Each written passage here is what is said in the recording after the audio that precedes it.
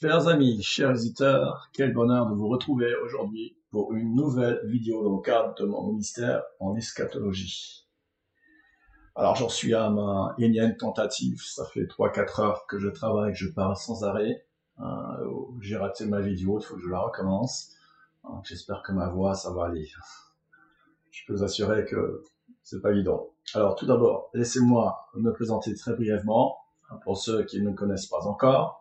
Pour ceux que je croise dans les rues ou mes voisins avec qui j'échange, et pour tous mes contemporains qui s'interrogent face aux événements extrêmes qui secouent notre monde.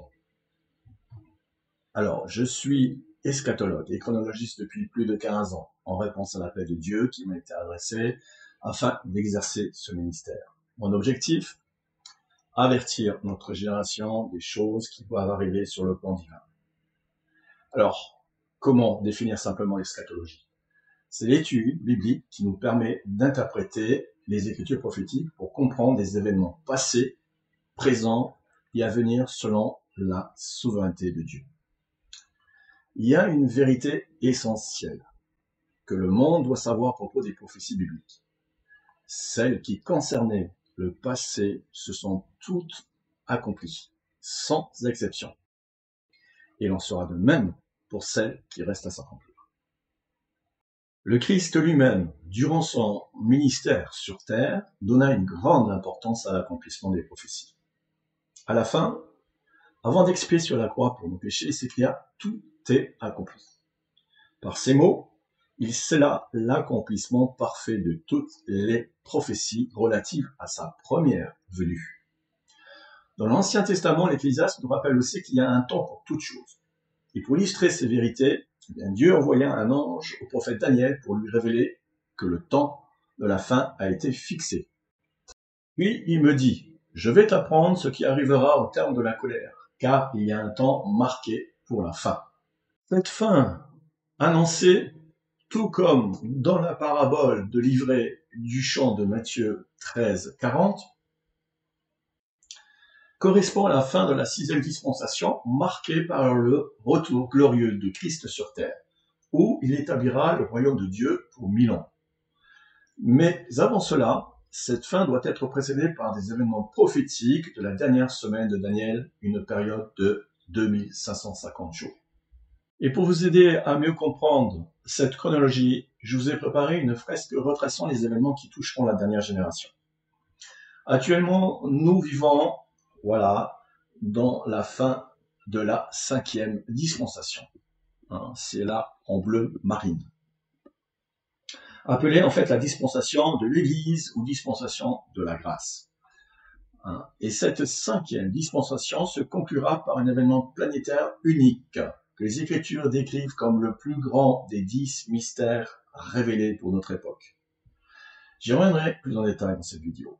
Cet événement déclenchera un véritable basculement des dispensations. Le monde basculera dans ce qu'on appelle la 6e dispensation qui s'étendra sur 30 jours plus 2520 jours plus 75 jours. Les 30 premiers jours, donc marquants, qui sont ici après l'événement en question, il y a 15 jours plus 15 jours, doit marquer en fait la transition entre la 5e dispensation et la dernière semaine de Daniel, laquelle durera 7 années de 360 jours, soit 2520 jours exactement. Concernant cette fameuse dernière semaine de Daniel, aussi appelée tribulation de 7 ans, je vous renvoie à ma vidéo précédente, numéro 126, une vidéo clé pour bien comprendre les événements de la fin des temps. Vous y découvrirez également pourquoi nous sommes véritablement la dernière génération, celle qui sera témoin de l'accomplissement total de cette prophétie dans la 6e dispensation. Durant cette période, les jugements terribles s'abattront sur l'humanité. Les 6 premiers sceaux apocalyptiques dans la première moitié, puis les 6 trompettes dans la seconde moitié. En fait, pendant 3 ans et demi, il va y avoir 6 sceaux de jugement, les 6 premiers sceaux de jugement.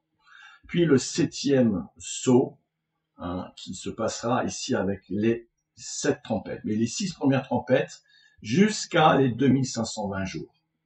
Aujourd'hui, dans cette vidéo, je vous propose que nous nous penchions ensemble sur l'événement majeur qui mettra fin à la 5e dispensation, c'est-à-dire cet événement en question qu'on appelle Jour de Christ ou l'enlèvement de l'Église, qui est un événement planétaire qui va avoir très bientôt lieu.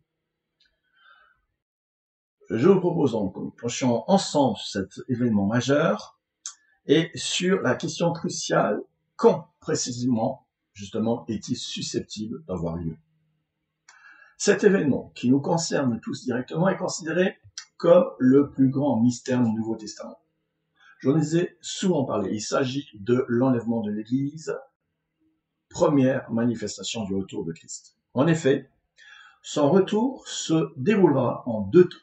La première fois, le Christ reviendra chercher son peuple comme un époux venant chercher sa fiancée. Et c'est ce qu'on appelle l'événement biblique, la terminologie biblique, le jour de Christ, ou plus communément appelé par les chrétiens l'enlèvement de l'Église.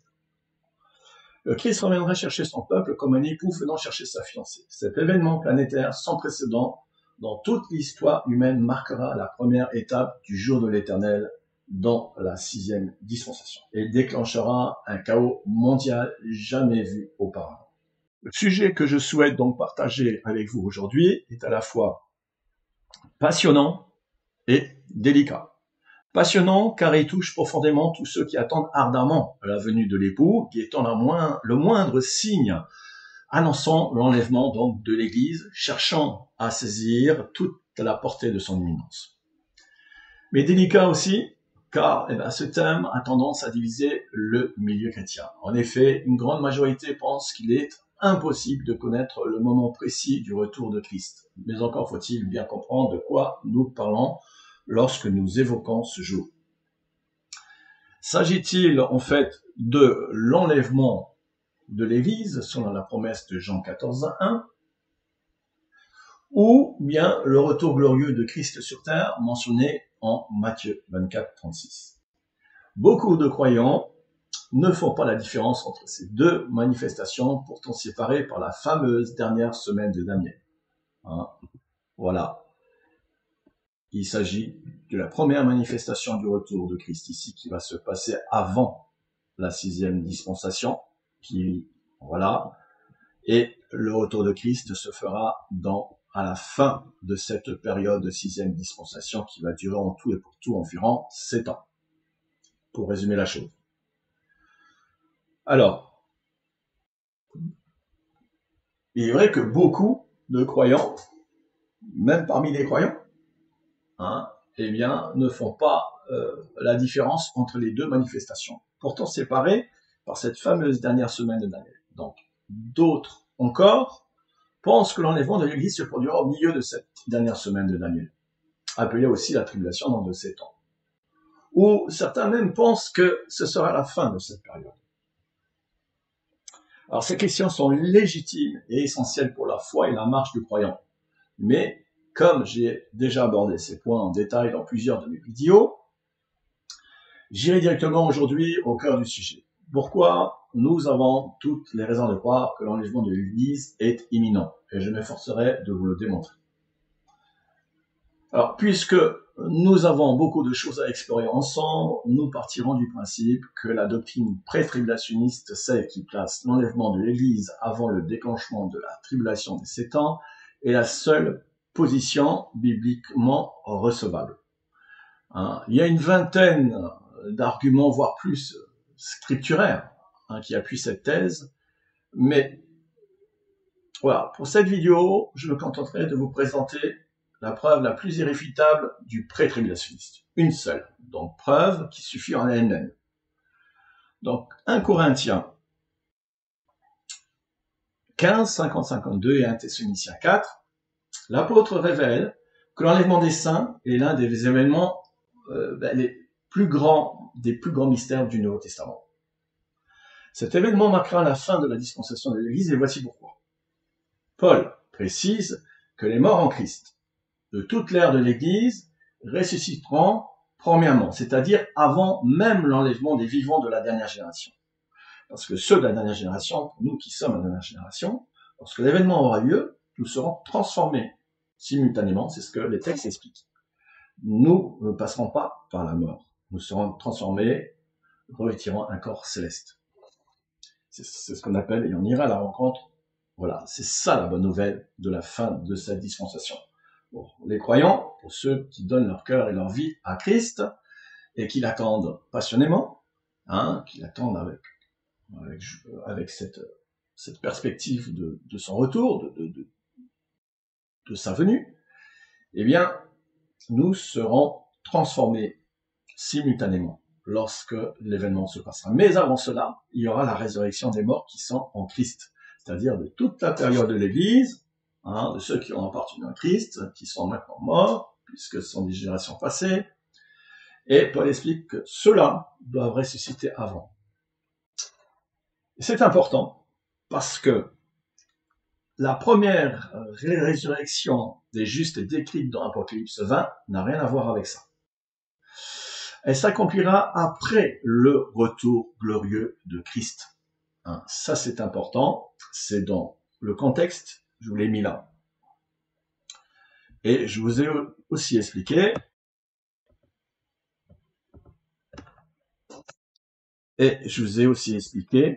en quoi consistent les morts qui sont ici, qui sont des martyrs. C'est là, il est question de personnes qui ont été décapitées, etc. Et on dit que toutes ces personnes vont ressusciter à la première résurrection des justes. Donc, ici, on a les martyrs du cinquième sceau, et les 6 martyrs de l'Apocalypse 13.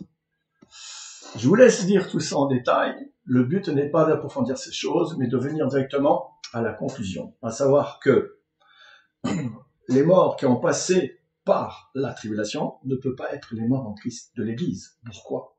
Parce que ces morts qui sont dans la tribulation, ce sont des martyrs qui vont être ressuscités à la fin lorsque Christ sera revenu sur terre. Or, si ça avait été l'Église, eh bien, ça voudrait dire que l'enlèvement se passerait après que Christ soit déjà revenu sur terre. Il n'y aurait donc pas d'enlèvement.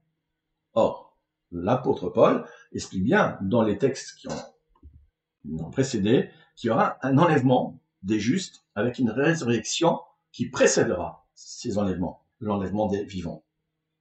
Voilà pourquoi c'est la plus belle preuve du tribulationniste. Voilà pourquoi ce passage s'impose comme l'une des preuves bibliques les plus irréfutables du pré-tribulationnisme. Et maintenant que ce mystère est éclairci, laissez-moi vous entraîner dans l'hypothèse la plus saisissante de cette étude. Une hypothèse qui pourrait bien bouleverser votre perception du temps qui nous reste avant l'enlèvement. Dans un instant, je vais vous dire pourquoi je crois que le 17 de Tishri biblique pourrait être le jour où tout basculera, le jour où l'époux viendra chercher son église.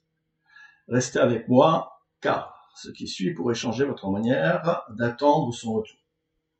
Mais avant de vous dévoiler les explications qui m'amènent à cette datation, il est essentiel que je fasse une mise au point importante. Pourquoi? Parce que nombreux sont les opposants qui affirment qu'il est impossible de connaître le moment précis de l'enlèvement. Et ils s'appuient pour cela sur un passage bien connu des Écritures, notamment en Matthieu 24-36. Si vous êtes dans ce cas, s'il vous plaît, si vous avez le cœur d'un chrétien qui veut connaître la vérité, je vous demanderai de suivre toutes les explications que je vais vous donner, parce que vous allez comprendre peut-être des choses que vous n'avez pas compris jusqu'à maintenant. Il est écrit, nous allons le lire. Voilà. Pour ce qui est du jour et de l'heure, personne ne le sait. Non pas les anges du ciel, mais mon Père seul. C'est écrit. Or, la première chose que tout pasteur apprend dans les instituts bibliques, c'est qu'il faut toujours lire un verset dans son contexte, en cohérence avec l'ensemble des Écritures, bien évidemment. Et pourtant, ce conseil de base semble complètement négligé aussi bien par certains pasteurs que par leur communauté. Car, si l'on examine attentivement le chapitre 24 de Matthieu, on s'aperçoit que le jour et l'heure dont il est question ici ne concernent pas la venue de Jésus pour son Église lors de l'enlèvement. La première raison simple est évidente. L'enlèvement de l'Église est un mystère qui n'a été révélé que plus tard. 20 ans environ plus tard, après l'ascension de Christ, après la mort de Christ. C'est l'apôtre Paul qui nous éclaire sur cette révélation de la manière la plus explicite, notamment dans les 2 épîtres que nous avons lus précédemment. La deuxième raison est aussi évidente, car si l'on replace Matthieu 24, 36 dans son contexte direct, on réalise que ce passage fait référence non pas à l'enlèvement, mais à la manifestation glorieuse du Christ lors de son retour sur terre, comme le précisent les versets 27 à 30 du même chapitre. Voilà, ce qui apparaît dans ce texte, clairement, c'est le retour du Christ après la tribulation, lors de la grande bataille d'Armageddon, dans un contexte post-apocalyptique marqué par la 6e trompette correspondant au second malheur de la 6e trompette, qui est en fait clairement décrite comme la 3e guerre mondiale. Cette guerre mondiale, c'est le second malheur dont il est question. Il y a 3 malheurs dans l'Apocalypse. Et ce qui correspond en fait aux 3 dernières trompettes sur les 7. Nous sommes dans la 6e trompette. Eh bien, ce malheur-là va causer un hiver nucléaire, puisque ça va être la guerre nucléaire. Et ce sera dans la dernière année de la tribulation, même voire les 3 derniers mois des 1220 jours de la tribulation. Ça va causer donc un hiver nucléaire. Je ne dis pas ça pour rien, vous allez comprendre pourquoi. Tout d'abord, après cela, juste, nous sommes à la fin des 2520 jours. J'ai expliqué ça en détail dans la vidéo, je ne peux pas venir en pourquoi dans ma chronologie, mais ces choses que je vous dis sont exactes. Elles vont vraiment se passer comme ça. Parce qu'à la fin du deuxième malheur, de la fin de la tribulation, eh bien, il y aura la 7e trompette qui va souffler. En fait, c'est le 7e sceau des 7 trompettes et en fait de la dernière coupe, parce qu'il y aura 7 coupes de colère dans la 7e trompette, eh bien, elle va se passer dans les 30 jours après les 2520 jours. Les 30 jours là, qui sont dans Daniel, mentionné dans Daniel 12, verset 11. Et ce qui est important, c'est en fait le grand jugement de la Babylone et de toutes les métropoles et les villes du monde qui auront échappé à la guerre nucléaire. Elles vont être toutes détruites, c'est marqué, toutes anéanties. Ça, c'est dans la 7e coupe de colère, par un terrible tremblement de terre et par une pluie d'astéroïdes qui vont peser, dans les pierres vont peser 50 kilos. Alors, nous parlons là d'une époque où, après la 3e guerre mondiale de la 6e trompette et les 7 coupes de la colère, les explosions nucléaires obscurcissent littéralement le ciel, comme c'est écrit dans le verset 29, ces jours-là, le soleil s'obscurcira, la lune ne donnera point sa lumière, les étoiles tomberont du ciel et la puissance, ça c'est à cause de l'hiver nucléaire que ça va causer. C'est pourquoi il est ici écrit dans Matthieu 24, 22, voilà, et si ces jours-là n'avaient pas été abrégés, aucune chair n'eût échappé. Mais à cause des élus, ils seront abrégés. Et oui, nous sommes à la fin. Si le Seigneur n'intervenait pas, eh ben, il y aurait extermination de la vie humaine. Ça, faut le savoir. Parce que tout va être couvert, la lumière ne passe plus, et c'est pour ça que les températures vont chuter. D'ailleurs, ce sera confirmé dans Zacharie 14. Parfaite cohérence avec Zacharie 14. Qui décrit le même décor apocalyptique, lié au jour unique de la venue de Christ sur terre, un jour connu de l'Éternel seul qui s'apparente à Matthieu 24, 36. C'est ce que je vous propose de lire maintenant. Voici le jour de l'Éternel arrive, et tes dépouilles seront partagées au milieu de toi. Ça, c'est le parallèle du verset 28 et son explication, car où sera le corps mort, là s'assembleront les aigles. Ça parle d'Armageddon. Je rassemblerai toutes les nations pour qu'elles attaquent Jérusalem. C'est bien le contexte d'Armageddon. L'Éternel paraîtra, donc le Messie, et il combattra ces nations, comme il combat au jour de la bataille d'Armageddon, confirmé dans l'Apocalypse 9. Ses pieds se poseront en ce jour sur la montagne des Oliviers, après la bataille d'Armageddon. Quand le Christ en aura fini, il y a après le siège de Jérusalem, une autre bataille qui se passera en parallèle à la bataille d'Armageddon. Eh bien, le Christ posera ses pieds. Et écoutez bien, il posera ses pieds sur la montagne des Oliviers, qui est vis-à-vis de Jérusalem, du côté de l'Orient. Et l'Éternel, mon Dieu, viendra avec tous ses saints. En ce jour-là, quand il aura posé ses pieds, il n'y aura point de lumière à cause de l'hiver nucléaire. Il y aura du froid et de la glace. Les températures ont chuté parce que la lumière ne passera pratiquement plus à cause de ce que ça va provoquer dans l'air. Et voici le verset qui s'apparente à l'explication de Matthieu 24, 36. Ce sera un jour unique, connu de l'Éternel, et qui sera ni jour ni nuit, mais vers le soir, la lumière paraîtra.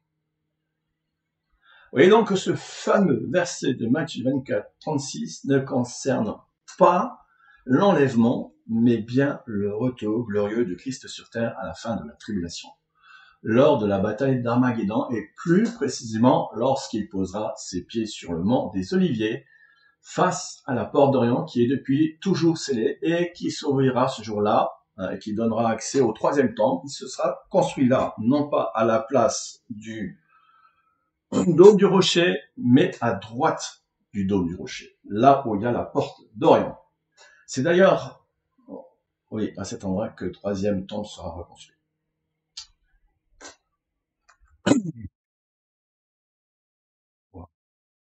Alors, pour aller plus loin dans cette réflexion, puisque c'est important, il faut en parler. Prenons le temps de considérer attentivement les versets qui font suite à Matthieu 24, 36. Car Jésus établit un contraste frappant en son retour glorieux sur terre et sa venue pour l'Église. Et ce contraste, il est marqué par un mot-clé, un détail souvent négligé. Des millions de croyants lisent Matthieu 24, mais peu remarquent ce mot discret, presque invisible. Le verset qui fait suite à Matthieu 24, 36, c'est le verset 37, qui commence par ce mot « dé » en grec, ancien, traduit en français par « mais ». Un mot qui change tout, un mot qui sépare le retour visible du Christ sur terre et sa venue soudaine pour son Église. Comme au jour de Noé, un monde indifférent, mais une famille avertie, prête à entrer dans l'arche avant le déluge.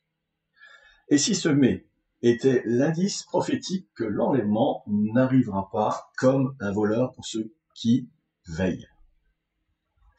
Restez avec moi, car ce qui suit pourrait changer votre perception du retour du Seigneur. Dans plusieurs versions fidèles au texte majoritaire, notamment Osterwald et Martin, le verset 37 commence par cette conjonction de coordination « mais ». Un mot court, d'ailleurs, que vous ne retrouverez pas dans les versions comme second. Il faut le savoir, c'est pour ça qu'il faut bien prendre les textes. Un mot court, mais lourd de sens. Il exprime une opposition claire à ce qui vient d'être dit au verset précédent. Écoutons le passage. Mais comme il en était au jour de Noé. Mais comme il en était au jour de Noé, il en sera de même à l'avènement du Fils de l'homme. Lisons la suite. Car, dans les jours qui précédèrent le déluge, les hommes mangeaient et buvaient, se mariaient et mariaient leurs enfants, jusqu'au jour où Noé entra dans l'arche, et ils ne se doutèrent de rien.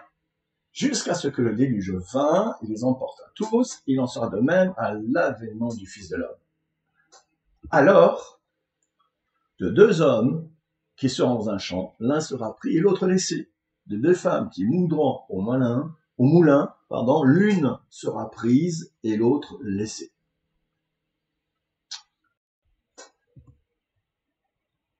Voici ce que nous trouvons dans le texte grec original. Matthieu 24, 37.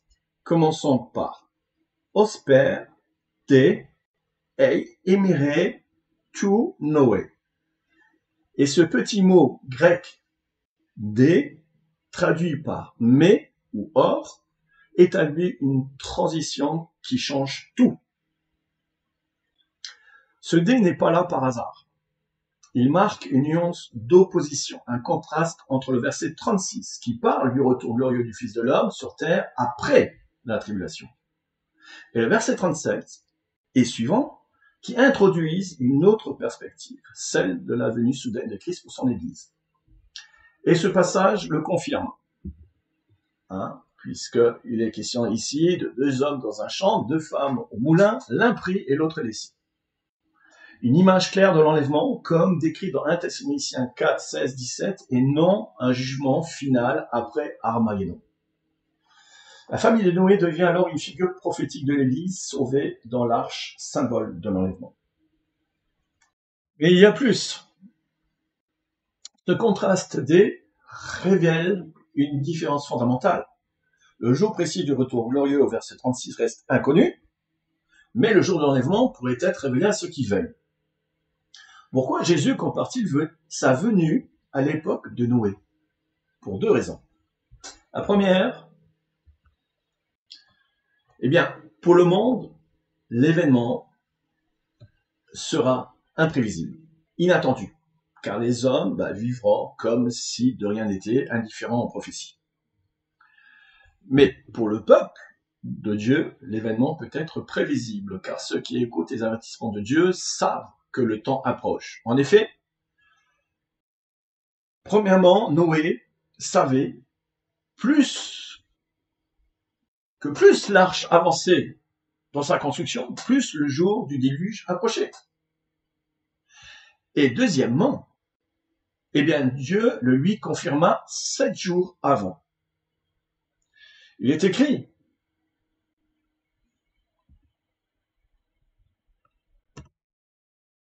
encore 7 jours et je ferai pleuvoir sur terre. C'est dans Genèse 7,4. Voilà pourquoi Jésus aussi nous exhorte en disant « Veillez donc, puisque vous ne savez pas quel jour votre Seigneur viendra. » Veiller, ce n'est pas rester dans l'ignorance, mais être attentif aux prophéties, aux signes qui précèdent la dernière semaine de Daniel. Remarquez bien qu'il ne s'agit plus du jour ici, comme dans le verset 36, dont le mot est éméra. Ici, dans ce verset, le mot employé est aura, qui doit être traduit littéralement par l'heure. Mais même l'heure, le verset suivant laisse entendre que cela pourra être révélé au peuple de Dieu dans les derniers instants. En effet, le verset qui suit, car Jésus insiste encore au verset 43, introduit par un autre mais, un autre dé, pour illustrer cette vérité. Mais sachez ceci, que si un père de famille savait à quelle veille de la nuit le larron doit venir, il veillerait. De même que Noé savait que l'heure approchait, de même les vrais veilleurs de cette génération savent que la tribulation est imminente. Et comme Dieu révéla à Noé le jour précis avant le déluge, Dieu pourrait également révéler à son Église, par l'intermédiaire de ses sentinelles et de ses prophètes, le moment exact de l'enlèvement. En effet, il est bien écrit dans Amos 3,7 que le Seigneur l'Éternel ne fait rien qu'il n'ait révélé sans secret à ses serviteurs les prophètes. C'est écrit.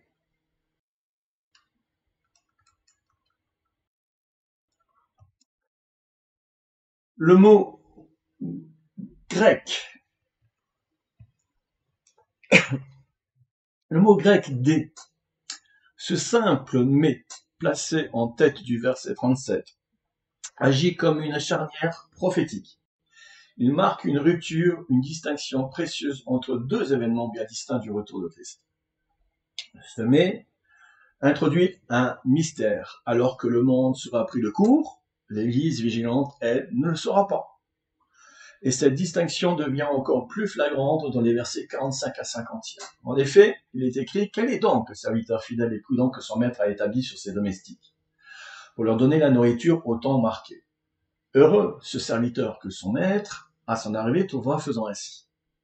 Mais si c'est un méchant serviteur qui dit en son cœur, si c'est un méchant serviteur qui dit en son cœur, mon maître tarde à venir, et qui commence à maltraiter ses compagnons, à manger et boire avec les ivrognes, le maître de ce serviteur-là viendra au jour qu'il n'attend pas, et à l'heure qu'il ne connaît pas. Ce verset sous-entend subtilement que ceux qui veillent, eux, ne seront pas surpris, contrairement à ceux qui vivent dans la distraction et l'indifférence, comme ce serviteur méchant de la parabole. Et cela est puissamment confirmé dans, notamment, Apocalypse 3.3, où il est écrit que si tu ne veilles pas, je viendrai vers toi comme un voleur, et tu ne sauras point à quelle heure je viendrai vers toi. Autrement dit, ceux qui dorment ne sauront rien, mais ceux qui veillent comprendront les temps et seront susceptibles de connaître même l'heure. C'est ce que laisse entendre ce verset. Dernier texte biblique souvent utilisé par des pasteurs opposés à l'annonce des dates pour le retour du Seigneur. Je suis obligé d'en parler parce que tout le monde se sert de ces passages pour justifier et dire et faire entendre aux autres qu'on ne peut pas savoir. Or, moi je vous dis le contraire. En mettant en garde, ils veulent mettre en garde en lisant ces passages les croyants de leur communauté pour les inciter à regarder de faux prophètes, ceux qui crient « Voici l'époux, allez à sa rencontre ». Dans Actes 1, versets 4 à 8, alors, comme il se trouve avec eux, il leur recommanda de ne pas s'éloigner de Jérusalem et d'attendre ce que le Père avait promis. Et ce que je vous ai annoncé, leur dit-il, car Jean a baptisé d'eau, mais vous, dans un peu de jours, vous serez baptisés du Saint-Esprit. Alors, les apôtres réunis lui demandèrent, Seigneur, est-ce en ce temps-là que tu établiras le royaume d'Israël? Il leur répondit, ce n'est pas à vous de connaître les temps ou les moments que le Père a fixé sa propre autorité. Mais vous recevrez une puissance, le Saint-Esprit survenant sur vous, et vous serez mes témoins à Jérusalem, dans toute la Judée, la Samarie, et jusqu'aux extrémités de la terre.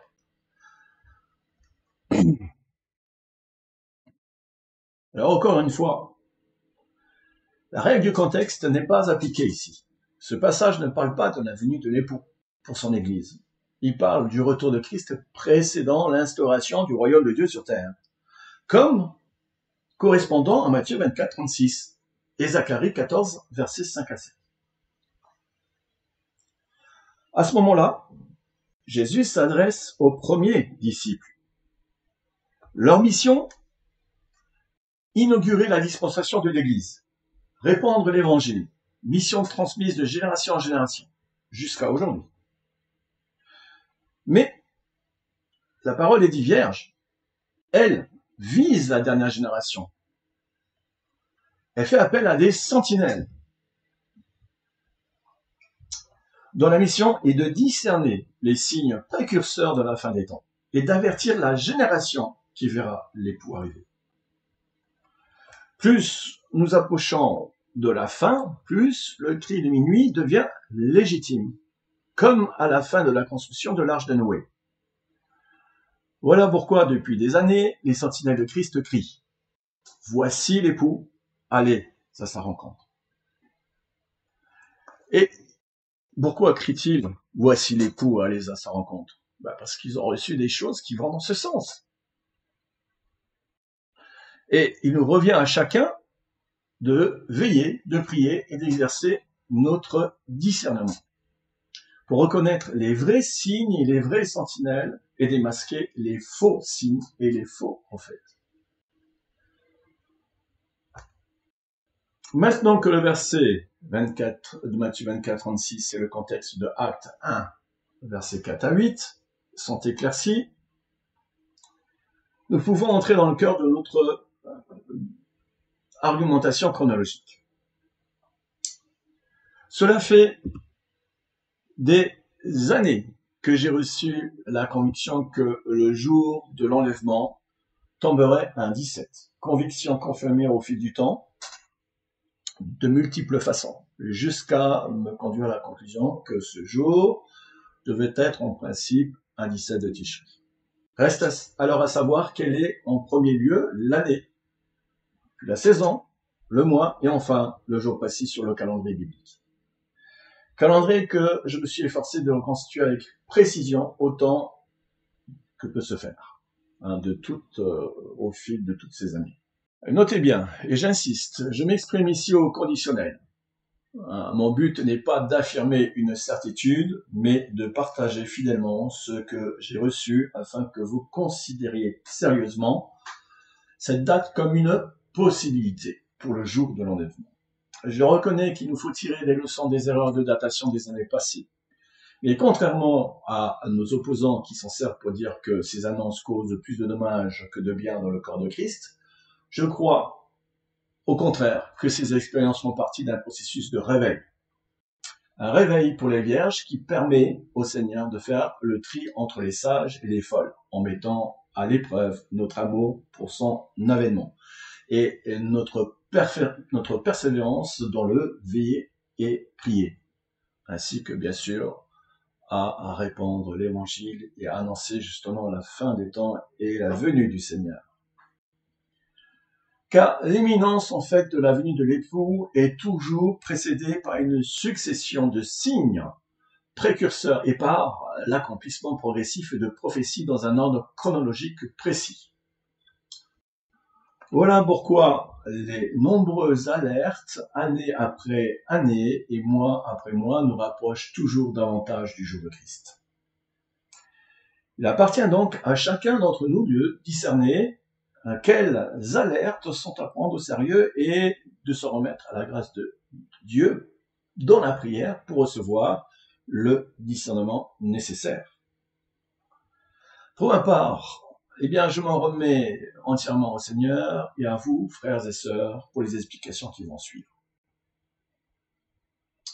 Je vous invite donc à bien suivre les étapes que je vais partager demande attention et concentration, car il s'agit d'un enchaînement d'indices prophétiques convergents, tous vers une même finalité.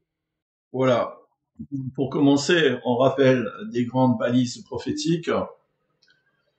D'abord, souvenez-vous des 7 grandes prophéties que nous avons abordées ensemble, des prophéties contenant un compte à rebours caché, inscrit dans les Écritures, et convergeant toutes vers l'année du retour de Christ sur terre, c'est-à-dire à la fin des 6000 ans d'histoire de l'humanité depuis Adam. Nous avons étudié les 2520 ans séparant la fin de la Babylone historique de la fin de la Babylone prophétique, celle de la bête. Nous avons aussi vu la parabole du figuier en lien avec la renaissance d'Israël en 1948, en ajoutant à cela l'espérance de vie moyenne actuelle, à savoir 83,78 ans, nous arrivons bien à l'automne 2032 pour le retour de Christ sur terre. Et la dernière semaine annuelle, comprenant les 30 plus 2520 plus 75 jours, nous menons au même horizon, à condition que l'enlèvement ait lieu bien cette année. Alors aujourd'hui, je voudrais vous présenter une autre piste pertinente, celle des 2 jours prophétiques d'Osée, sur laquelle j'aimerais revenir, réactualisée pour notre génération. Ce compte à rebours n'a pas abouti l'année dernière, ni celle d'avant, mais les pièces du puzzle semblent s'emboîter vraiment pour cette année. Et vous allez voir, il n'y a rien d'hasardeux, tout est à sa place avec une précision divine. Écoutons ce que dit donc Osée au chapitre 5, pour commencer, du verset 14 à 15, puis au chapitre 6, après le verset 1 à 3. Je serai comme un lion pour Éphraïm et comme un lionceau pour la maison de Juda. Moi, je déchirerai. C'est l'Éternel qui parle. Je m'en irai, j'emporterai sans que personne délivre. C'est l'Éternel le Fils. Et je m'en irai, je retournerai en mon lieu jusqu'à ce qu'ils se reconnaissent coupables en parlant du peuple d'Israël et qu'ils cherchent ma face. Dans leur angoisse, ils me chercheront avec empressement. Et ensuite, venez, retournons à l'Éternel, car il a déchiré, mais il nous guérira. Il a frappé, mais il bandera nos pieds. Il nous rendra la vie dans 2 jours. Le 3e jour, il nous relèvera et nous vivrons en sa présence. Et nous connaîtrons l'Éternel, nous nous attacherons à le connaître. Son lever se prépare comme celui de l'aurore et il viendra à nous comme la pluie de l'arrière-saison qui arrose la terre. Alors, la clé de lecture prophétique. Cette prophétie fait clairement allusion au Messie d'Israël, le Fils de l'Éternel. Dans Osée 5.15, il est question du rejet de Jésus-Christ par le peuple d'Israël lors de sa première venue. Osée 6.1, on est la conséquence directe, c'est-à-dire un appel futur à la repentance qui sera nationale et collective du reste d'Israël. Le verset 2 contient, lui, la durée de cet éloignement prophétique, à savoir 2 jours, c'est-à-dire 2 millénaires. Et le verset 3 évoque la restauration d'Israël au 3e jour prophétique, autrement dit au 3e millénaire, au début de ce 3e millénaire, après les 2 jours d'attente. Nous savons que dans la perspective prophétique, un jour est comme 1000 ans. Selon 2 Pierre 3.8, pour le Seigneur, un jour est comme 1000 ans. Et confirmé dans le psaume 90, verset 4, 1000 ans sont à tes yeux comme le jour d'hier. C'est pourquoi, en fait, les 6 jours de la création correspondent aux 6000 ans d'histoire de l'humanité, pendant lesquels les hommes règnent sur la terre sous l'influence du prince de ce monde, à savoir le diable. Et le 7e jour, jour donc de repos, décrété par Dieu, symbolise en fait le grand Shabbat, le 7e millénaire, le règne de Christ pendant 1000 ans. C'est pourquoi il fait allusion dans Apocalypse 20 à ce millénium, à cette 7e millénaire, comme étant le grand repos. Lorsque Dieu instaurera le royaume sur terre, alors sera la paix universelle pendant 1000 ans. Ainsi, les 2 jours prophétiques mentionnés donc par Osée représentent 2000 ans depuis le rejet du Messie. Le 3e jour marque le début du règne de Dieu, le royaume millénaire après la tribulation lors du retour de Jésus-Christ. Alors, avant de déterminer le 17 de Tishri, il nous faut d'abord confirmer l'année probable du retour de Christ sur terre. Le point de départ de ce calcul est crucial, car il lance en fait le compte à rebours des 2 jours millénaires qui doivent aboutir à son retour. Or, selon Osée 5.15, ce compte à rebours commence au moment même de sa mort, c'est-à-dire quand Christ est reparti, quelques jours après, quand c'était son ascension. Il est donc indispensable de déterminer la date exacte de la crucifixion. Dans ma vidéo 111, que je vous recommande vivement, j'ai démontré que le jour de la mort de Christ tombait forcément un mercredi. Bon, il était question de l'année, je crois, 2023-2024, mais la vidéo, en ce qui concerne, pour déterminer ce jour, surtout que ça tombe un mercredi, c'était très important. Il y a toute cette démonstration. Alors j'en ai fait un petit résumé ici, je vous laisse si vous voulez le lire. Il est question en fait de deux Shabbats. D'ailleurs, le mot Shabbat dans l'évangile, je crois, de Luc,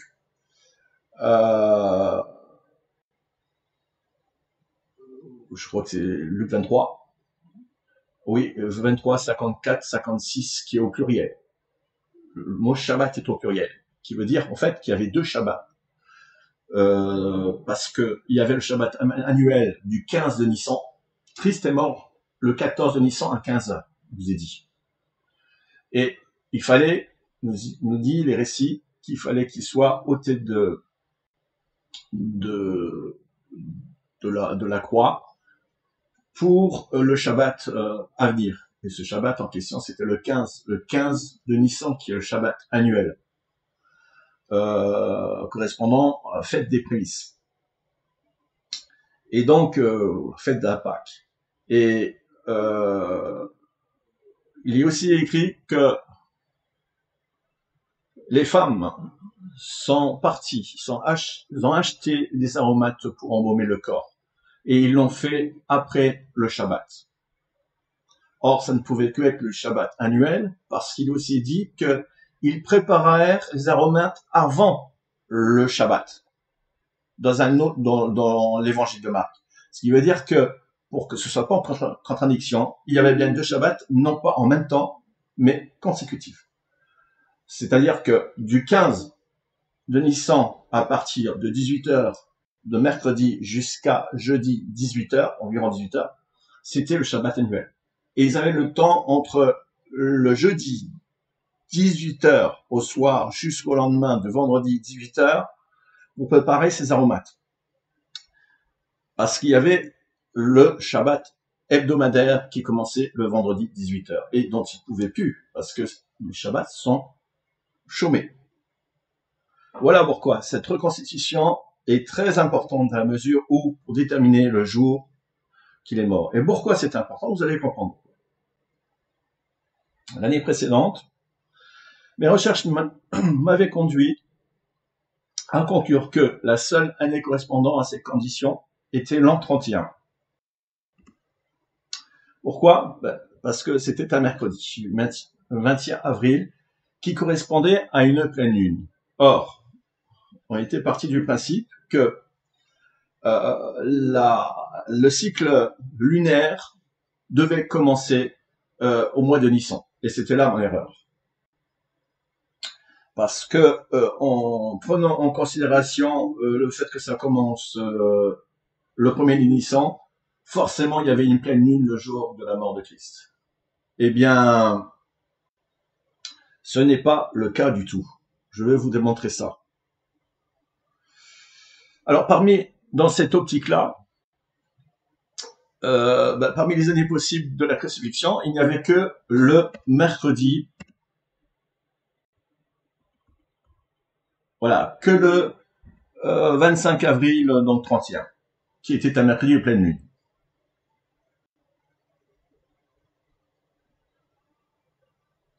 Alors, ce calcul semblait cohérent, dans la mesure où, comme c'était la seule possibilité, eh bien, crucifixion du 31, plus 2000 ans, ça faisait 2031, date présumée de son retour. Moins les 7 ans, ça faisait automne 2024, pour forte possibilité pour l'enlèvement. Mais rien ne s'est produit en 2024. Alors, de 2 choses l'une. Soit remettre en question l'exactitude des 2 jours millénaires, et ça, il n'en est pas question, ou soit admettre qu'il n'y a pas nécessairement de pleine lune le jour de la crucifixion, ce qui laisse encore ouverte la possibilité pour cette année, voire l'année prochaine, mais difficilement de là.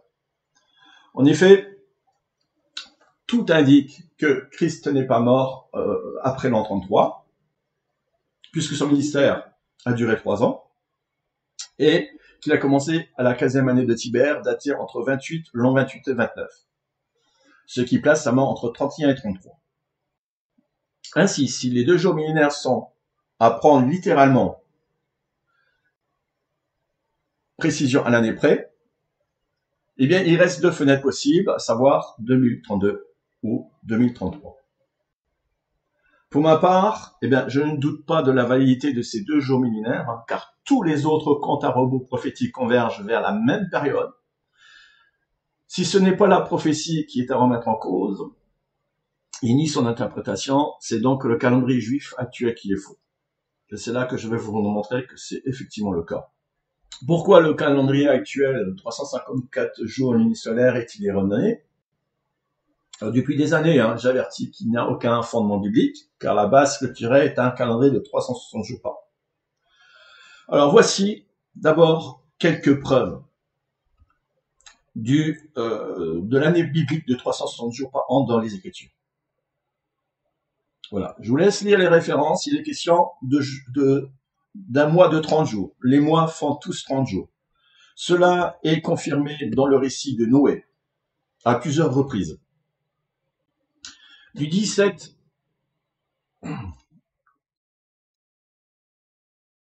du 17e jour du 2e mois au 17e jour du 7e mois, il y a 150 jours, nous dit la Bible. Eh bien, 150 jours divisé par 5 mois, ça fait 30 jours. Et ce sont des mois consécutifs. Il n'y a pas de mois 29 entre. Tous ces 5 mois font 30 jours. Ceci est une preuve. 3e preuve. Voilà, vous avez aussi encore un exemple de ce récit un peu plus loin. Quatrième preuve, le déluge. Le déluge a duré 370 jours. Il faut lire exactement tout ce qui est là, et c'est la compréhension qui en ressort.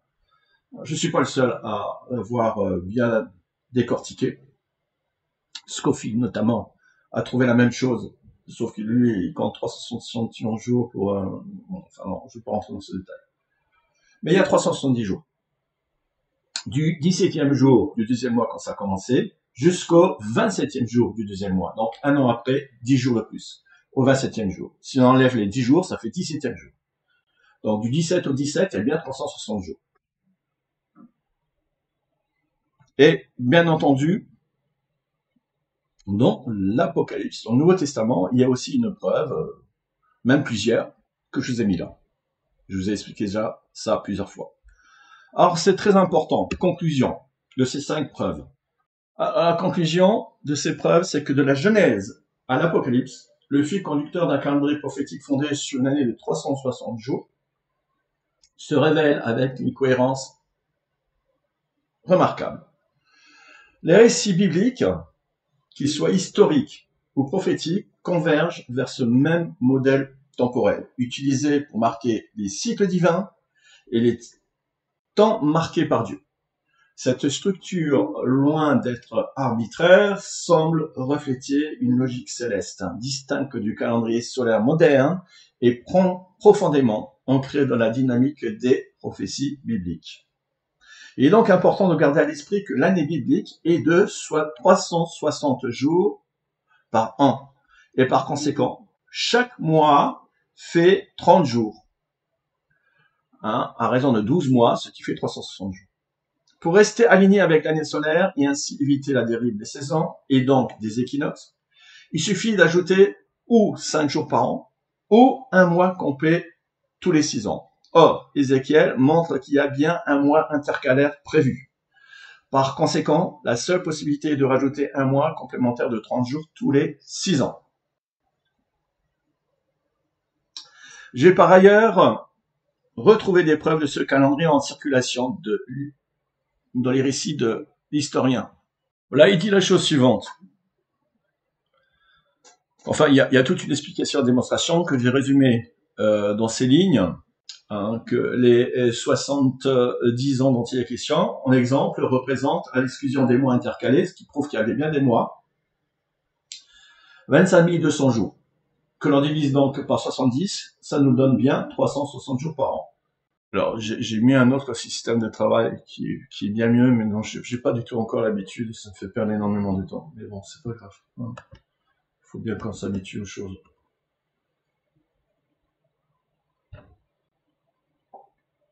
Alors, alors je vous laisse lire, en fait, c'est un exemple qui montre bien qu'il y a le calendrier de 360 jours qui a été également en vigueur dans la période des Médo-Perses. Où il fait vraiment la démonstration très détaillée d'un calendrier en usage identique à celui que l'on retrouve exactement dans les Écritures. Pas étonnant, puisqu'après le déluge, les enfants de Noé se sont répartis dans le monde, en commençant par la Mésopotamie, et pour finalement retransmettre leurs connaissances de génération en génération. Ce dont je voudrais également vous parler, c'est concernant le calendrier juif actuel. Pourquoi il est faux? Eh bien, il y a là le mot Odesh ou Shodesh, ça dépend comment on veut le dire, une traduction vraiment très controversée. En effet, le mot Shodeh signifie littéralement mois ou commencement du mois, dérivé de Shadash, qui veut dire renouveler. Et les traductions modernes le rendent souvent par nouvelle lune, ce qui impose une lecture lunaire du calendrier, alors que le texte hébreu ne le justifie dans aucun contexte. La preuve, on va faire ça comme ça. Voilà. Dans ces exemples-là, qui suivent, le mot hébreu Shodesh est utilisé dans son sens littéral pour désigner le mois, partout. Il est précédé d'un nombre indiquant soit le mois en question, soit le jour du mois. lorsque c'est le premier jour du mois, par exemple, le texte précise Rishon, c'est-à-dire premier au sens du commencement. Ou il y a également Ekad, Ekad qui veut dire le premier jour du mois. Et dans d'autres exemples, vous avez par exemple dans Genèse 8-14, le second mois, Kodesh, le 27e jour du mois, Chodesh. Vous voyez, donc le Chodesh est toujours accompagné d'une précision. Voilà. Qui veut dire en fait, Chodesh, le mois. Littéralement, c'est le mois. Alors, pourquoi le calendrier juif actuel serait erroné selon cette lecture? Le calendrier juif actuel est unisolaire, basé sur des mois lunaires de 29 ou 30 jours, totalisant 354 jours par an. Alors, pour compenser le décalage avec l'année solaire de 365 jours, il y a un 13e mois est ajouté 7 fois tous les 19 ans. Ce système, bien qu'astronomiquement précis, n'est pas celui utilisé dans les récits prophétiques ou dans les récits du déluge, selon les 5 démonstrations précédentes. Ce décalage introduit en fait une distorsion dans les calculs prophétiques, notamment pour les périodes eschatologiques. Alors, importance de cette précision. Les 12 mois de 30 jours totalisent donc 360 jours par an. Pour le calendrier biblique. Or, le calendrier juif, lui, actuel, fausse les calculs car il débute chaque mois avec la nouvelle lune. Pourquoi? Parce que le mois lunaire fait 29,53 jours. Ce qui nous donne un décalage environ d'un jour tous les 2 mois. Sur le tableau de gauche, je vous ai mis le calendrier hébraïque actuel. Vous voyez, il y a pour qu'il y ait une lune noire, c'est-à-dire une nouvelle lune tous les mois, eh bien, ils sont obligés de jongler entre 30 et 29 jours. Alors qu'en réalité, la Bible indique bien que tous les mois font 30 jours. Par conséquent, nous avons que, ici, les 2 premiers mois qui sont en nouvelle lune, et ensuite, vous voyez, il y a un croissant qui apparaît tous les 2 mois qui grandit. Voilà. Et comme il y a également un cycle lunaire pour le calendrier de 360 jours, le calendrier biblique, sauf que celui-ci n'est pas tous les mois pour une nouvelle lune, mais que si l'on commence ici au premier des Tishri par une nouvelle lune, il faudra attendre 60 mois pour que revienne ce cycle, c'est-à-dire tous les 5 ans, pour qu'il y ait une nouvelle lune au même endroit, c'est-à-dire au premier de Tishri. Voilà comment fonctionne réellement ce calendrier lunisolaire, mais en 360 jours par an. Bon, faut pas oublier que selon Romains 11, aussi Israël est temporairement endurci jusqu'à ce que la plénitude des païens entre dans le plan de Dieu. Je vous ai dit. Ce voile pourrait expliquer pourquoi certaines vérités scripturaires, comme le calendrier prophétique, sont occultées ou mal interprétées. Y a-t-il possibilité de 2 calendriers finalement distincts? Dans l'Antiquité, c'était le cas. Certaines civilisations utilisaient 2 calendriers, l'un civil et administratif, l'autre agricole et cultuel. Mais si l'on s'en tient à la parole de Dieu, Jérémie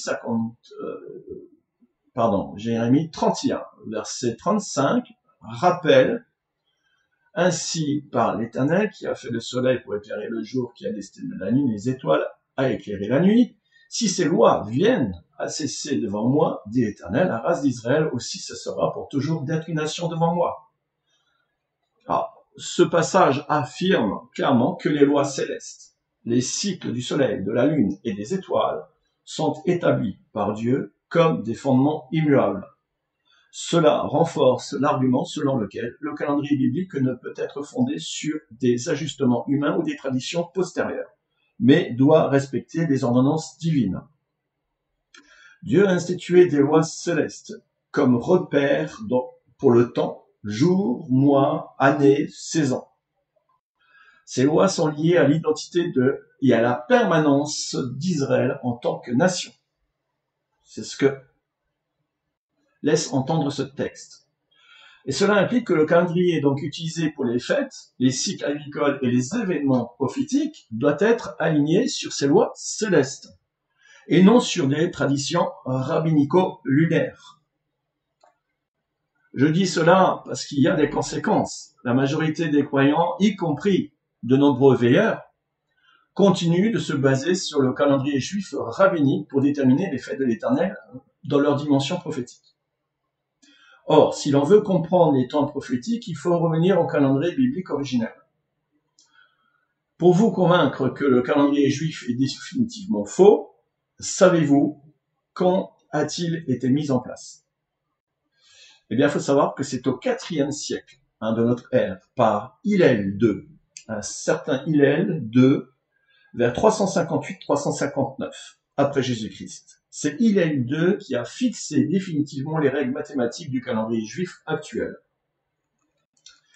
Il a codifié l'alternance des mois de 29 et 30 jours, le cycle métonique de 19 ans, avec 7 années embolismiques de 13 mois, ce qui donne des années de 354 jours, communes ou 384 jours embolismiques. C'était pour permettre aux communautés juives de la diaspora de célébrer les fêtes à la même date, sans pour attendre le résultat ou le verdict du Sanhédrin, qui déterminait la nouvelle lune, etc. Alors, j'ai même demandé à l'IA, l'intelligence artificielle, une confirmation. Et il m'a bien confirmé mes recherches dans ce sens en disant que, voilà, tu as raison, il n'existe aucune preuve écrite avant Hillel II d'un calendrier lunaire officiel de 354 jours. En revanche, j'ai dû lui expliquer comment fonctionnait donc le cycle lunaire de 360 jours, parce que il savait pas. Et quand il a pris en compte toutes mes données, il m'a dit: en revanche, la Bible offre plusieurs indices forts en faveur d'un calendrier prophétique de 360 jours parfaitement cohérent, et intégrant un cycle lunaire de 360 mois pour réaligner les phases. Donc, il a bien pris en compte le fait que qu'il existe bien une structure d'un calendrier biblique, et parce qu'il connaît tous les versets par cœur. C'est pratique. Alors, et mis bout à bout, et en prenant en compte tout ce qui est écrit, tout ce que je lui ai donné, il a bien reconnu que, en tout cas, il a bien reconnu tous mes travaux dans ce sens-là. Alors, cela rejoint l'idée que Dieu a posé un rythme parfait et prophétique de 360 jours par an. Voilà. Alors, je vous parle de l'IA, mais je m'en sers évidemment, mais faire attention parce qu'il fait beaucoup d'erreurs aussi. Il y a certaines choses, je lui demande, il n'est pas capable du tout de faire. Une fois, par contre, il peut faire des choses extraordinaires. Ça peut être un outil assez extraordinaire entre les mains, mais il vaut mieux connaître, savoir ce qu'on lui demande pour ne pas tomber dans ces pièges, parce que des fois... Alors, la question clé. Comment déterminer, évidemment, le premier jour de l'année? Voilà, c'est très important.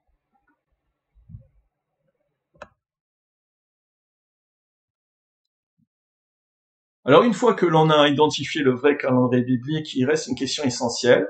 Comment donc déterminer le premier jour de l'année dans un cycle de 360 jours lunisolaire? En effet, pour connaître la date précise d'un événement prophétique majeur comme l'enlèvement, il faut déjà savoir quand commence l'année selon Dieu. Alors, et là, c'est là qu'il y a des ajustements nécessaires. Parce qu'il faut d'abord comprendre que l'année biblique de 360 jours accuse un retard de 5 jours par rapport au cycle solaire. Donc, tous les mois, et comme tous les mois comptent 30 jours exactement, et pour éviter donc un décalage progressif des saisons, il est donc nécessaire d'ajouter un mois compensateur de 30 jours tous les 6 ans. Pourquoi tous les 6 ans? C'est très simple, parce que pour obtenir un mois compensateur de 30 jours comme les autres mois, eh bien il faut diviser 30 jours divisé par un retard annuel de 5 jours qui donne bien 6 ans. 5 jours tous les années, pour avoir 30 jours, on fait 6 fois 5, ça fait 30 jours. Donc, tous les 6 ans, il faut rajouter un mois compensateur. Ça, c'est pour le cycle solaire. Mais chose très inattendue, donc et extraordinaire, c'est qu'il y a également un cycle lunaire, comme j'en ai déjà parlé précédemment. En reconstituant donc le calendrier de cette manière, on découvre aussi un cycle lunaire particulier.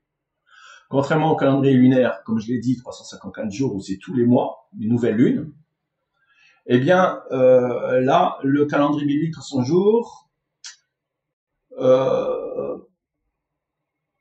pour faire intervenir un cycle lunaire, il faut, elle ne peut que coïncider avec le premier du mois que tous les 5 ans. Hein, c'est-à-dire tous les 60 mois, eh bien, on revient sur une nouvelle lune. Alors, jusqu'à maintenant, j'ai cru qu'il fallait prendre le mois de Nissan comme le mois de référence lorsque vous avez le cycle lunaire. Lorsque vous connaissez le cycle lunaire, eh bien, moi j'ai cru qu'il fallait prendre le mois de Nissan jusqu'à maintenant, puisque je me suis dit, Exode 12:1, c'est le premier mois de l'année. Par conséquent, de manière cohérente, il faut commencer par le mois de Nissan à chercher donc la nouvelle lune pour avoir ensuite le reste du calendrier. Et c'est là où je me trompais. Parce que j'ai vraiment une révélation, ça fait quand même 3 mois que je fais cette vidéo. J'ai travaillé tout le mois d'août pour faire cette vidéo, mais j'avais travaillé déjà 2 mois en novembre, décembre, ou décembre, janvier, je ne me souviens plus trop. J'avais travaillé pendant 2 mois et j'ai repris tout le mois d'août pour tout revérifier. Et c'est là que, donc, en hiver, j'avais donc vraiment eu ce que je considère comme une révélation. Vous allez voir dans le psaume 81, en approfondissant une lecture de ce verset, j'ai compris quelque chose que je n'avais pas compris jusqu'à maintenant. Voilà. Le psaume 81, il est écrit la chose suivante. Alors ça, c'est la version, je vous ai mis la version seconde, qui pas une mauvaise version, mais dont il y a quand même beaucoup d'erreurs. Enfin, c'est-à-dire, si on veut avoir une traduction littérale, c'est pas la seconde qu'il faut. Et comme c'est la plus utilisée, donc voilà, je vous prends celle-là pour vous dire où est l'erreur. Sonner de la trompette à la nouvelle lune, à la pleine lune, au jour de notre fête. Alors, examinons donc de près ce verset. Vous voyez que, c'est marqué, voilà. Alors, sonner de la trompette à la nouvelle lune, c'est Chodesh. Et comme on l'a dit, Odesh ou Sodesh ne veut pas dire nouvelle lune, veut dire, en fait, le mois littéralement. Et après, c'est marqué à la pleine lune. Kessé. Et Kessé ne veut pas justement dire pleine lune. Kessé veut dire, voilà, c'est issu de Kasha, qui veut dire cacher, couvrir. Et en fait, ce mot désigne une lune noire, la lune cachée, et non une pleine lune. Littéralement, c'est ça que ça veut dire. Alors, la fête évoquée ici ne peut être que justement la fête des trompettes, selon Lévitique 23, puisque célébrée au premier jour du 7e mois, c'est la seule fête qui commence à un premier du mois, publié au son des trompettes. Alors, ce qui, en fait, nous donne littéralement... Oh, ça va pas vite, hein, vraiment. Voilà. Faut s'y reprendre toujours plusieurs fois, c'est très embêtant quand on veut aller... Bon. Alors, la lecture donc littérale devrait être la suivante. Sonner de la trompette au premier mois, dans Chodesh, au premier du mois, lors de la nouvelle lune cachée, au jour de notre fête. Alors, ce que cela révèle, eh bien, ce passage nous apprend 2 choses majeures. Oui, premièrement, il existe un cycle lunaire dans le calendrier biblique de 360 jours, puisqu'il est question d'une nouvelle lune ici, et d'un premier du mois. Le cycle débute de la fête des trompettes tous les 5 ans et non pas au mois de Nissan, mais c'est bien au mois des Tishri, c'est ça la révélation. C'est-à-dire un jour où il y a la nouvelle lune pour une fête de l'Éternel. Ça, c'était important. Et ça change tout, en fait. Cette précision change la compréhension de la structure du calendrier prophétique et de son alignement avec les cycles célestes. Ah oui, si vous voyez comment on peut progresser dans une compréhension. Hein. La connaissance, elle est évolutive. Il faut juste prendre le temps de reconnaître que quand on se prend, et on est obligé bien, je me suis retrouvé dans une situation où j'étais obligé de reconnaître là où étaient mes erreurs, ou ben de passer à autre chose. Et comme j'aime bien comprendre, ben, on essaie d'approfondir les choses, et puis on constate, et c'est comme ça qu'on peut avancer. Alors, plus on approche la fin des temps, plus les choses nous sont révélées. Ça, je vous l'ai déjà dit. C'est limitement fondé, ce que je dis. Alors, maintenant que nous avons établi, d'une part, que le calendrier biblique et prophétique repose sur un cycle de 360 jours, et d'autre part que le cycle lunaire revient tous les 5 ans au premier jour du 7e mois à la fête des tempêtes, ce qui est très important, il nous faut s'y avancer dans la révélation en examinant ce que cela implique pour le 17 de Tishri, hein, une date clé qui, elle aussi, s'inscrit dans ce cadre divinement établi. Alors, un argument fort en faveur de cette reconstitution du calendrier biblique. Nous avons démontré qu'il existe en principe deux possibilités pour que la prophétie du compte à rebours des 2 jours millénaires d'Osée s'accomplisse soit en l'an 32, soit en l'an 33, date supposée de la mort de Christ. En partant du principe que c'est en l'an 32, et cela donc correspond, sur la chronologie des 6000 ans, à l'an 4000 ans. 4000 ans depuis Adam. Ça, c'est sûr. Et comme il s'agit d'une année divisible par 5, enfin, moi j'en suis persuadé parce que j'ai ma chronologie et je sais que à ce niveau-là, je sais que ça c'est juste. Et comme il s'agit d'une année divisible par 5, eh bien elle tombe donc sur une année quinquennale du cycle lunaire. Ce qui veut dire que en partant du début de Adam, tous les 5 ans, on arrive à l'an 4000 pour un cycle lunaire, comme pour l'an 6000 à la fin. L'an 4000, ça c'est donc un repère. Ce qui veut dire que si c'est l'an 32, il faut partir d'une nouvelle lune au premier de Tishri. Or, la nouvelle lune du premier au premier de Tishri de l'an 32, je vous ai mis là des détails, c'était en année julienne, septembre 32, nous avons le 23 septembre qui était une nouvelle lune. Or, le 23 septembre, si à partir de là, l'on remonte justement au 14 de Nissan, hein, puisque c'est à ce moment-là que le Christ, c'est le jour au 14 de Nissan qui est mort, donc qui devrait être un mercredi, eh ben, il faut savoir si ça tombe un mercredi, et effectivement, le 14 de Nissan de l'année 32 tombe bien un mercredi, 9 avril.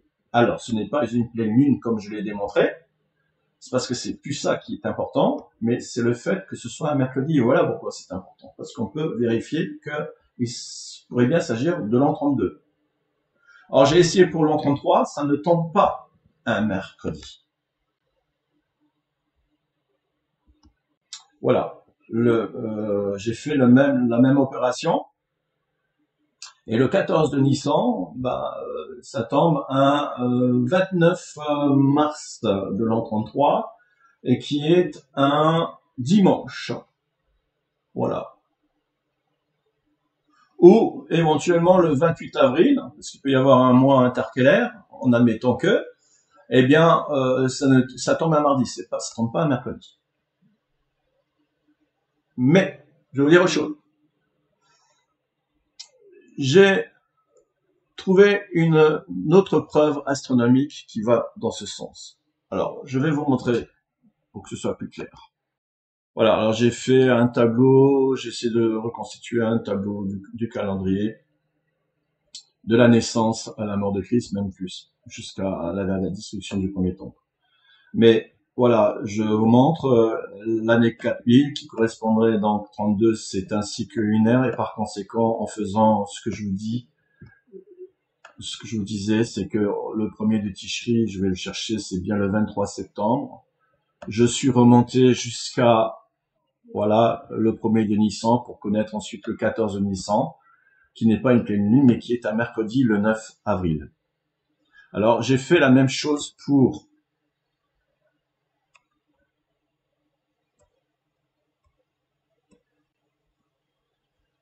Voilà. Pour, en fait,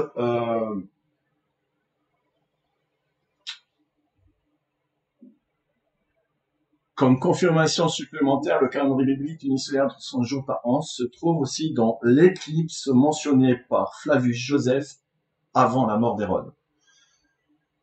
Flavius nous précise dans un texte que nous allons voir tout à l'heure que Hérode, avant de mourir, quelques jours avant, il y avait une éclipse. Et que durant cette éclipse, il y avait un jeûne des Juifs.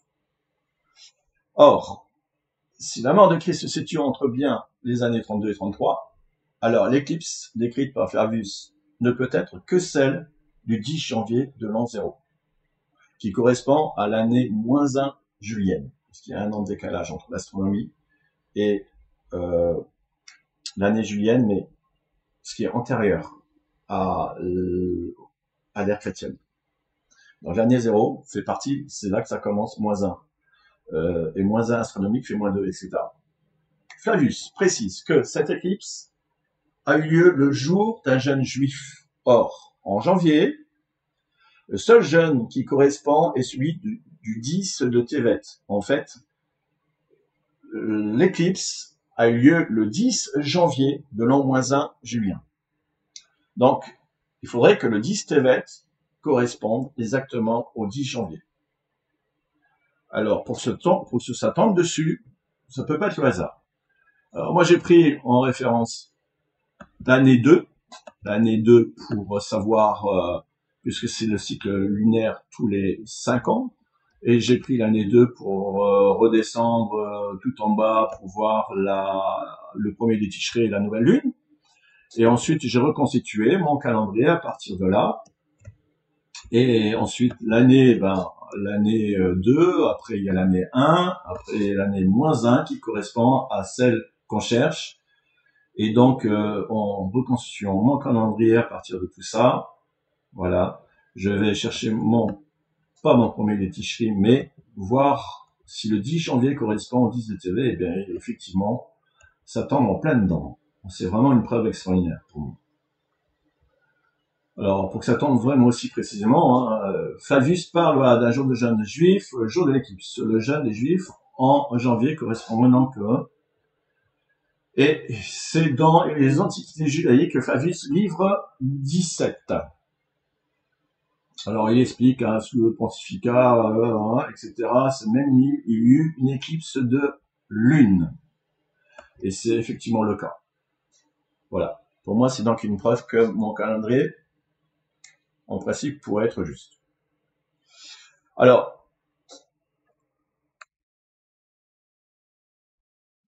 avant d'appliquer ce principe du calendrier prophétique de 360 jours par an dans la dernière semaine de Daniel, je dois vous expliquer pourquoi l'enlèvement est très propice au 7e mois biblique et pourquoi le 17 de Tishri. Eh oui, il faut tout prendre dans l'ordre des choses. Alors, tout d'abord, les fêtes de l'Éternel. Alors, moi j'aimerais attirer votre attention sur les fêtes de l'Éternel à bord de l'automne. Bon, je ne vais pas vous rentrer dans les détails, mais juste vous dire ce qui est essentiel, ce qui est important. Car elles doivent, comme vous le savez, impérativement s'accomplir sur le plan prophétique au moment du retour de Jésus sur terre. Pourquoi ? Parce qu'il y a 7 fêtes de l'Éternel dans Lévitique 23, et chacune d'elles a son importance, sa signification spirituelle, mais aussi sur le plan prophétique. Parce que les 4 premières du printemps sont toutes accomplies lors de la première venue de Jésus-Christ. Ce sont voilà les explications. Ici la Pentecôte, c'était voilà la venue du Saint-Esprit pour inaugurer l'Église et voilà qui a commencé par les Juifs, faut savoir. Et donc les fêtes du printemps, comme elles sont toutes accomplies, de même les fêtes de l'automne s'accompliront lors par contre du retour de Jésus-Christ. Pourquoi ? Parce qu'elles se passent à l'automne. Et vu leur signification, il faut comprendre leur signification pour comprendre comment elles vont s'accomplir. Or, contrairement à ce que pense la grande majorité des croyants, La fête des trompettes ne symbolise pas du tout l'enlèvement de l'Église. Moi, j'insiste là-dessus. Vous en faites ce que vous voulez. Mais c'est le rassemblement d'Israël conformément à Matthieu 24, 31. Et je suis d'accord avec Scofield dans ce sens. C'est important. Le rassemblement d'Israël, il enverra ses anges avec un grand éclat de trompette. Et ils rassembleront ses élus des quatre vents depuis un bout des cieux jusqu'à l'autre bout. Vous savez que la diaspora, ça fait 2000 ans. Les Juifs se sont répartis partout. Et ils vont aussi subir la tribulation et qu'à la fin, ils seront réunis. Ce sera à ce moment-là Rosh Hashanah, la fête des trompettes, qui va s'accomplir à ce moment-là. Non pas à l'issue des 2520 jours, mais à l'issue des 2550 jours, parce qu'à la fin de la tribulation des 2520 jours, il restera encore la septième trompette, des 7 coups de colère qui vont durer pendant 30 jours. Et quand cela sera fini, eh ben, il pourra y avoir Rosh Hashanah aussitôt après ou quelques jours après. Comme on ne peut pas savoir très exactement le jour, mais ce sera 2, 3, 4 jours, 5 jours, maximum 10 jours près. Donc,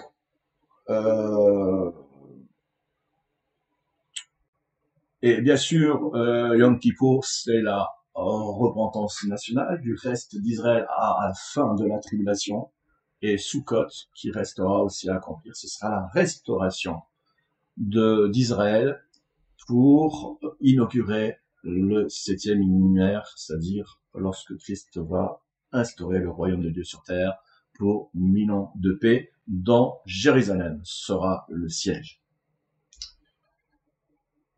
Et bien alors, quel lien avec l'Église, si cela ne concerne pas l'Église, si cela n'a pas de rapport avec la fête des trompettes pour l'enlèvement? Eh bien, les fêtes de l'Éternel sont pour nous, croyants, de précieux repères prophétiques.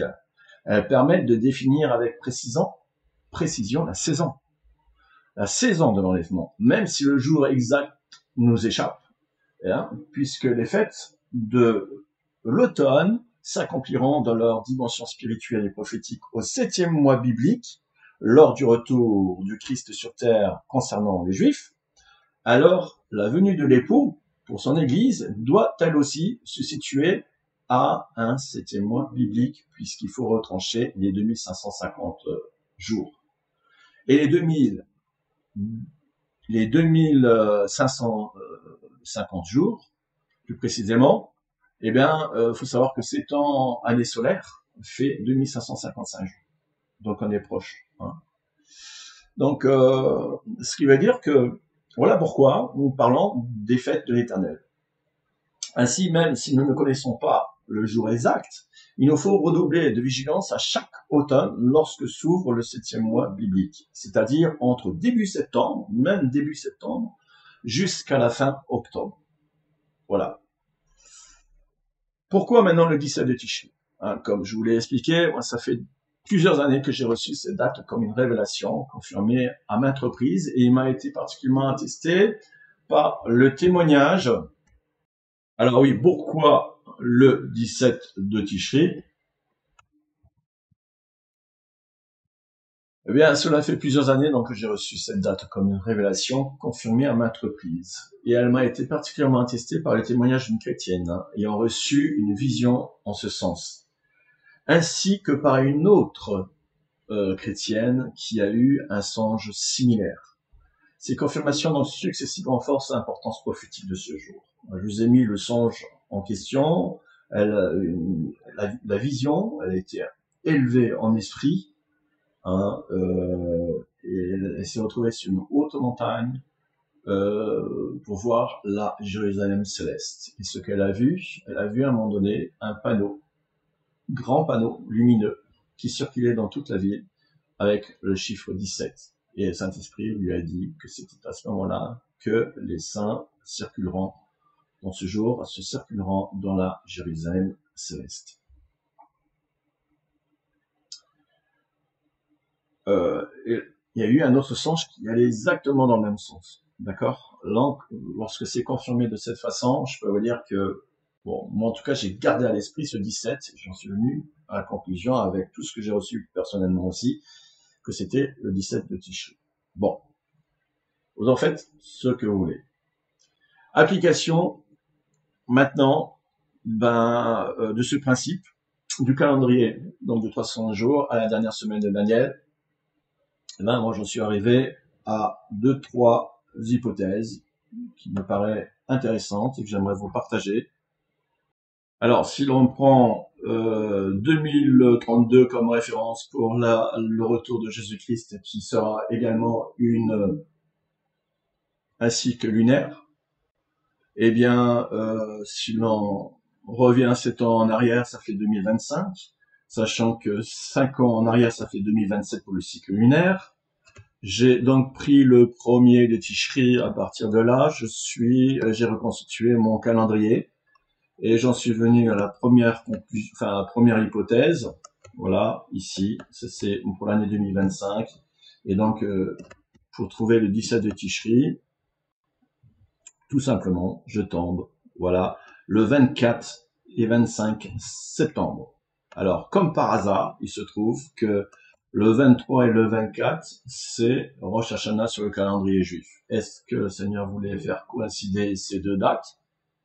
C'est pas impossible, parce que comme beaucoup ne croient pas, donc ne sont pas au courant du calendrier biblique, qui considèrent que c'est le calendrier juif qui est celui à prendre en considération. Pourquoi pas, parce que ça coïncide. Mais j'en suis venu à une autre hypothèse.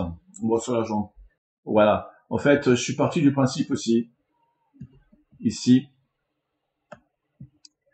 que si je prends l'année 2025 en cycle lunaire, alors que normalement c'est 2027.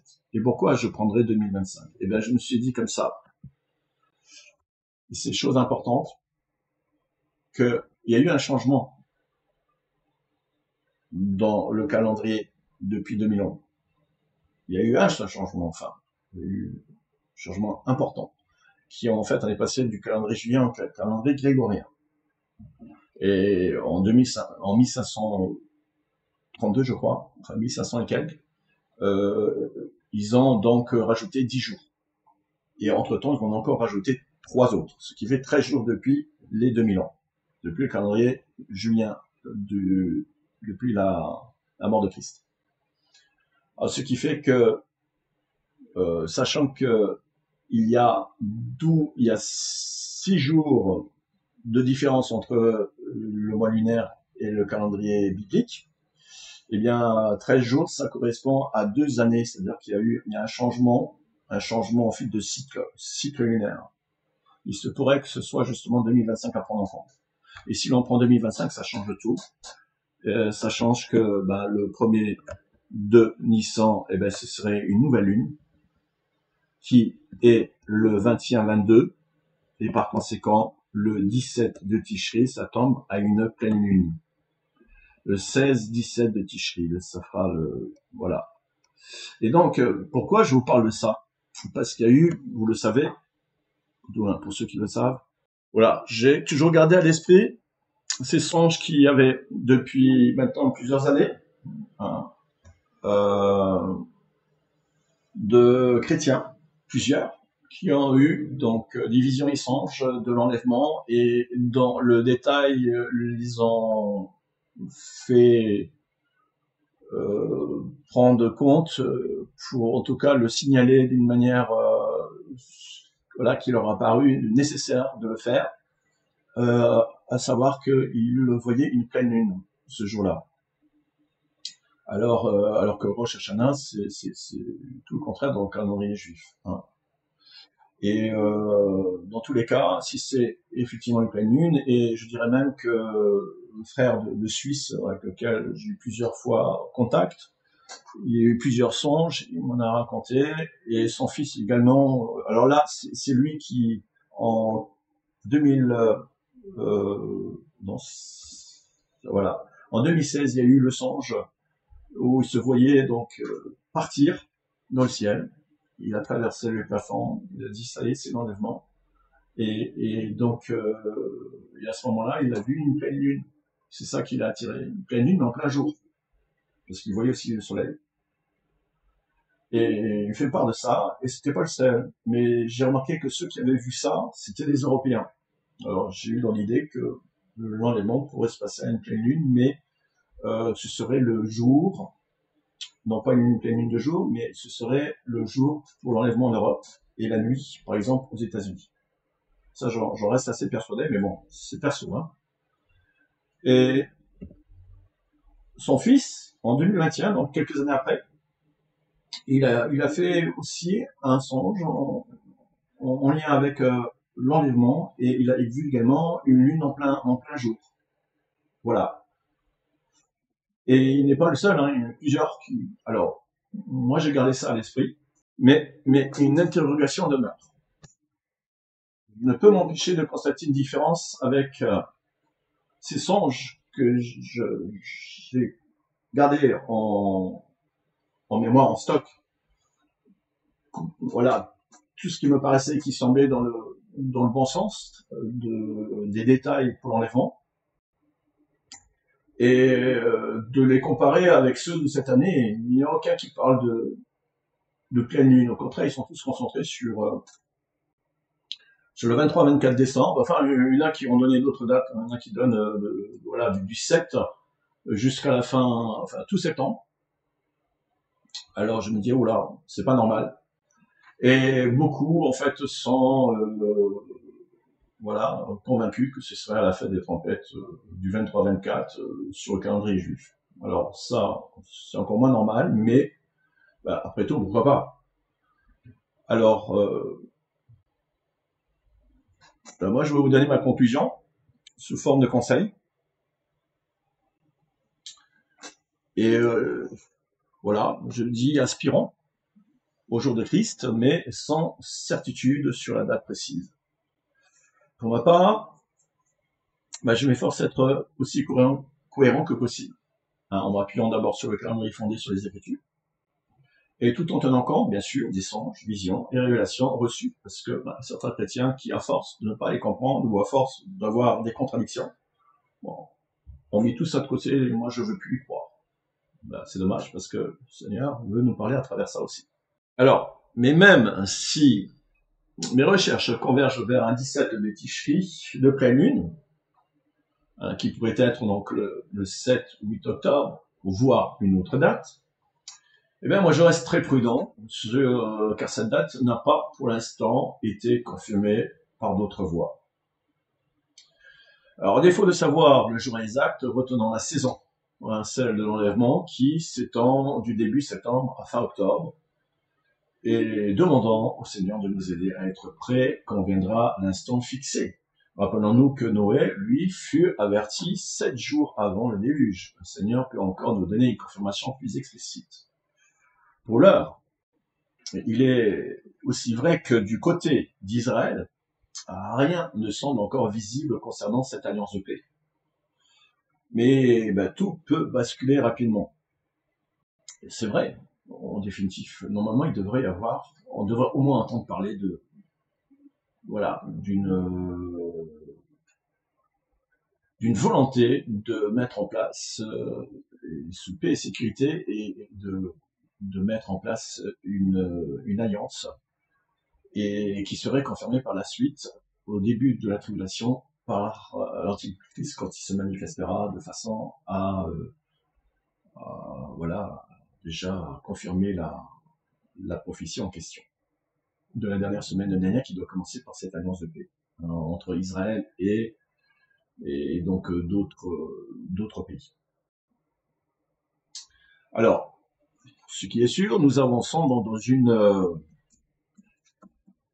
saison décisive où toutes les prophéties convergent. Hein, restons vigilants, car ceux qui ont veillé et persévèrent entreront dans la joie de l'époux.